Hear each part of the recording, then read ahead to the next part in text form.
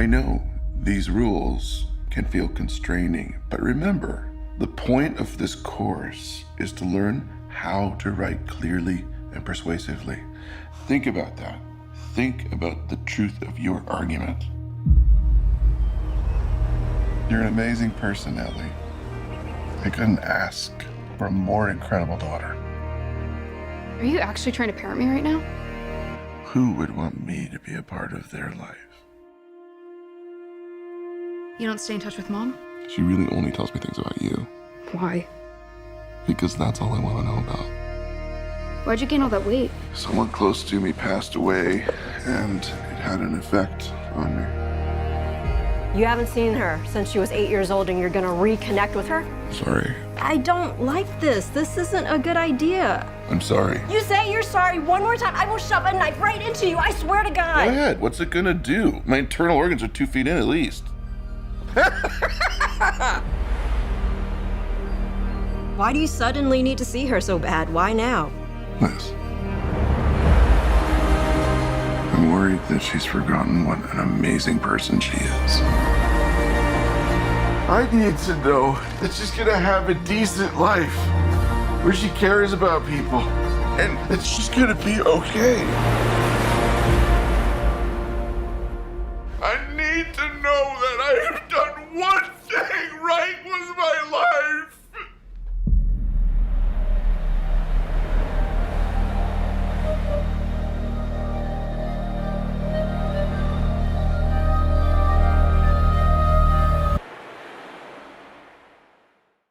What's up, everybody, and welcome back to another episode of the Classic Chronicles. I hope everybody enjoyed my last vlog where I reviewed Ant-Man and the Wasp: Quantumania. If you haven't checked that out, please do. But for right now, we're gonna jump into something that I've been wanting to talk about for such a long time, man.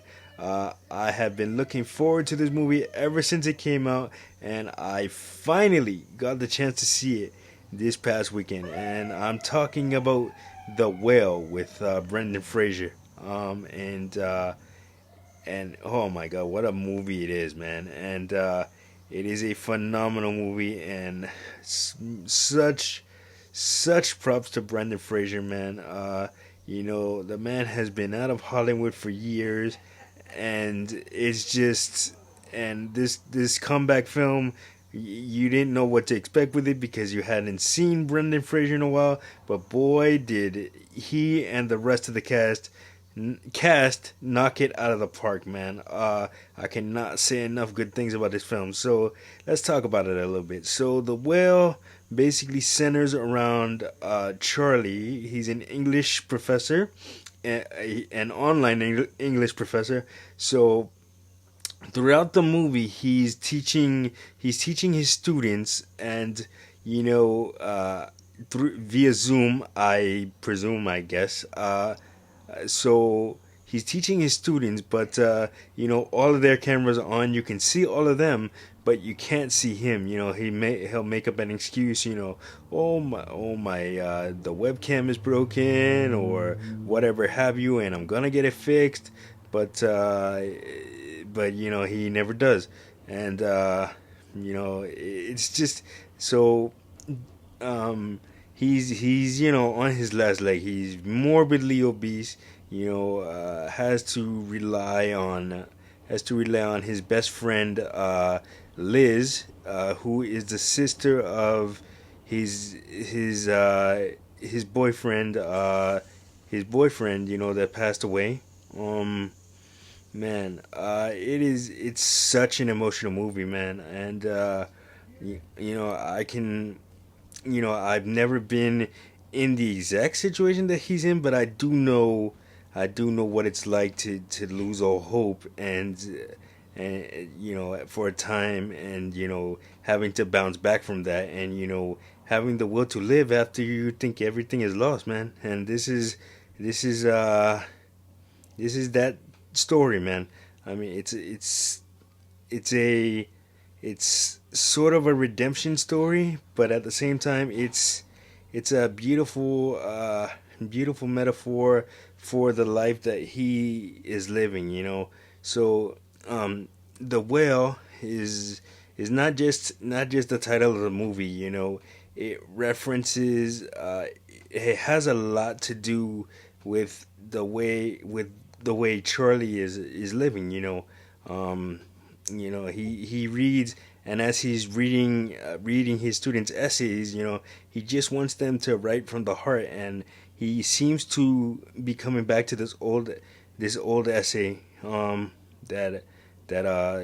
one of his students wrote, and he about their true feelings about Moby Dick. So he keeps referencing it, and then every time somebody would come over, he would ask them to read the essay for him when he was in dire straits. Like whenever he had high blood pressure or was choking on the food that he ate. That essay, reading a specific part of the essay. I'm not gonna get into it too much, but reading a specific part of the essay would kind of bring him back to life and will him on. And his best friend Liz wanted him to get better because she couldn't handle another loss of losing somebody that she loved so dearly, like she did her brother Alan, due to suicide. That was his name. Her brother was named Alan. But yeah. So and then his daughter comes into the picture, which kind of gives him a renewed hope because even though he's on his last leg, he's doing the best that he can to mend the relationships that he broke. His with his daughter, and then his estranged wife, and all of that stuff. So it's a very, very powerful movie, man. I cannot say enough good things, and I urge you, if you can rent it, buy it, get it on DVD, Blu-ray, doesn't matter what it is, man. Stream it, doesn't matter. Definitely go check this movie out, man. It's up for a couple of Oscars, and as it should be. And I checked this before I started recording this review. Brendan Fraser is up for an Oscar for this, so hopefully he gets it, and rightfully deserved, man. Because that, I believe, will complete his comeback, man. He's worked so hard to get back into Hollywood after being blackballed for so many years, and the way he came back with a bang. And this movie deserves all the praise in the world. And the standing ovation that he got when it first premiered at the Sundance Film Festival, I believe it was. It is certainly warranted. So definitely go check out The Well. You will not be disappointed. Man, I cannot say enough good things about that movie. I probably will go back and watch it again. That's how good it was for me. Anyway, yeah, that's gonna do it for this episode of the Klassic Khronicles. Like, subscribe, share, and don't forget to hit that notification button so you don't miss a video. And I will see you guys in the next one. Peace.